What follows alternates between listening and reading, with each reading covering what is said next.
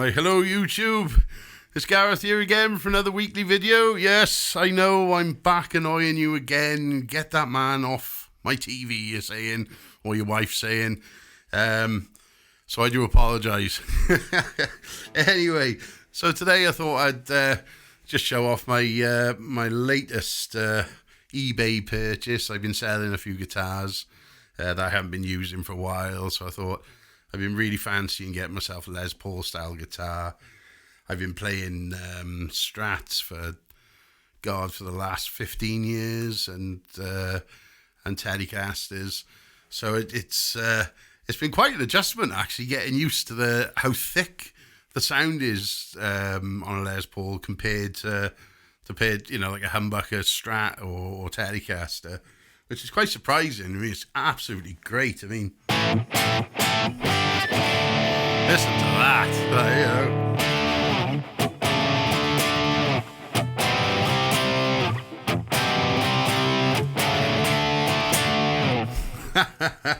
Can have fun for days with that. Yeah, I mean, like I say, I've never owned an Epiphone before. I've played a few over the years. An old bandmate of mine, really good friend of mine, Ben McCauley, who's also got a channel as well, Gotcha TV. You want to check that out if you're into gaming and sleep and meditation, if you're finding it hard to sleep. But he had one, and I mean, God, I don't know what age his one was. It probably early 90s, mid 90s, white. I think it was a custom Les Paul Epiphone. But I remember that guitar sounded really, really nice to me, real nice and chunky. And then I remember him put in, I think it was the Slash humbuckers in it by Seymour Duncan. And wow, that thing squealed like a pig. I remember it, just when you hit that, when you hear that big E chord, it was just, I was just like, yeah, that's the tone. But yeah, I mean, like I said, I haven't owned one before. I had a Gibson Les Paul years and years ago when they weren't as expensive as they are now. And I always regretted selling that guitar because I remember I bought it for not that much money. And then I remember I looked on eBay a couple of weeks ago and I found a similar one to it, and it just made me sick how much that guitar is worth now. I was just like, oh my God. And I sold it for, I think I sold it for about £1,000 or £1,200, which is a lot of money. But now, God, that guitar's worth for like $4,000 now. And I was like, what did I do? But, so I do have some experience, obviously, with the Gibson Les Pauls. And looking at this one, I'm actually really, really amazed because I paid £400 for this one, and it came with a really nice hard case. And I'm struggling to really tell the difference between a Gibson one, which is £1,500, £2,000, £3,000. I can't actually tell that much of a difference.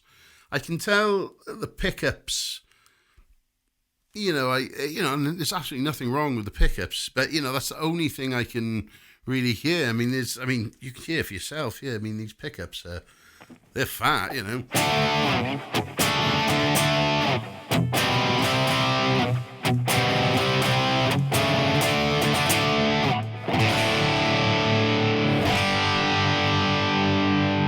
I mean, that sounds like a Les Paul, but the quality of the guitar is absolutely gorgeous. I mean, it's got that heaviness, that the old Les Pauls have. I think this one's around about £8, I think it said in the ad.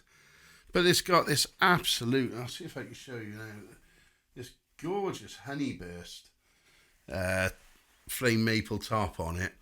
And if you can see that, it's got a lovely, what are these? I can't remember the wood now.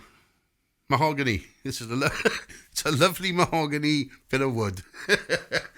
But I think that's great. I mean, you got Grover tuners on there, which, you know, that's a premium tuner. My Les Paul I had before, that just had the standard Gibson ones on it, and I was forever trying to keep that thing in tune. But I've been doing a lot of recording with this guitar, and it's holding its tune really, really nicely. So, I'm really happy about that. So, I might actually take it out. I got a gig tomorrow night in Cardiff with my band, The Trends, or our band, The Trends. So yeah, I might give it a bit of an outing, because I was always worried, because I remember before when I used to play live with my old Les Paul, you do a guitar solo and, you're coming back and the G string would always be out of tune. Like, so I used to always compensate for it. So rather than bending, on some notes, I would, try and do that so I'd not to, knock the string out of tune. But this is holding up absolutely great. I've done some little clips, I've done a little guitar solo for you to have a listen to, just to see what it's like in the mix. I mean, it really does have a lot of sustain on this guitar, so I'm really, really pleased with it. And I think, if anyone, especially, if you're a younger guitarist and, you want to get into a Les Paul style guitar, now there's absolutely hundreds of really cool new brands making Les Paul style guitars. I mean, there's Sire, the Larry Carlton ones. I've heard really, really good things about that. Ibanez do some really, really good stuff. I mean, the list goes on and on and on. I think most guitar brands these days have some sort of styled Les Paul guitar that they do, and so you do have so many to choose from. But yeah, I mean, if you don't want to spend that much money, well, to get a quality guitar, I mean, I can't praise this enough. I mean, it generally, the hardware is, like I have a Fender Player Series Telecaster, and that was 500 new. But I mean, the guitar itself, I mean, honestly, it plays like the American ones. I mean, the neck is lovely, the rolled edges, and plays exactly to me like the American ones. But where I really noticed it is down on the saddles. The saddles just feel a little bit flimsy to me, like that cheap metal. But on these, I mean, this is solid as a rock, absolutely solid. £400. So, and it really does sound like a Gibson Les Paul to me. So I don't feel in my, say all us guitar players tend to have a little shopping bag in our head of what we want, but I don't feel the need or the want to, want the real thing, the real Gibson Les Paul. I don't think I need it, so, really, really good job there on Epiphone's part. So I would highly recommend anyone wanting to get into this style of guitar, just check them out. Always play them first, because obviously no two guitars are the same. Some play great, some play like dogs, But yeah, really happy. And what do we got? I'm still getting used to the controls.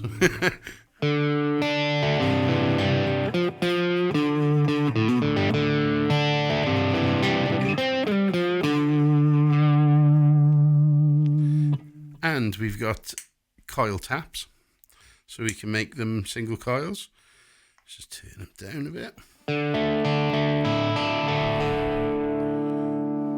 And they're very useful, actually. I was doing a recording yesterday, and I did the coil tap, And what I've noticed is I'm not actually losing that much volume, which is really cool, because on my Strats I've got coil taps on the humbuckers, and usually live or recording, when I hit that button, there's always like a little drop in the volume, but I'm not,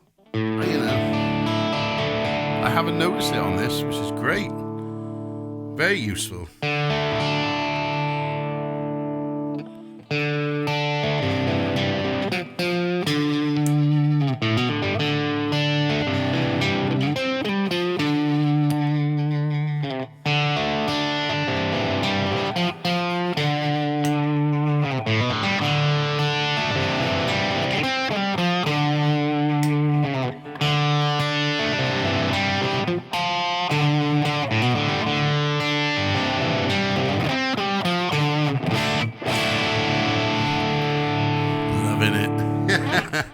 Anyway, I better stop rambling now, and I'll play the little solo I did, for you to have a little listen to. And once again, please, guys, like and subscribe. I'm just really, really touched by how well my Gary Moore video went, and I had some really, really nice comments off everyone. I just want to say a real big thank you to that. It's quite. I never thought I would do talking on a video or sort of kind of put myself out there on YouTube. I've always been a band guy, so when I get nice comments, of people, it really helps, and makes me feel like I'm doing I'm doing well with it, and I can only thank everyone. I can't thank you enough for that. So please like and subscribe, and hope you have a lovely week, and I'll see you next week. Big man out.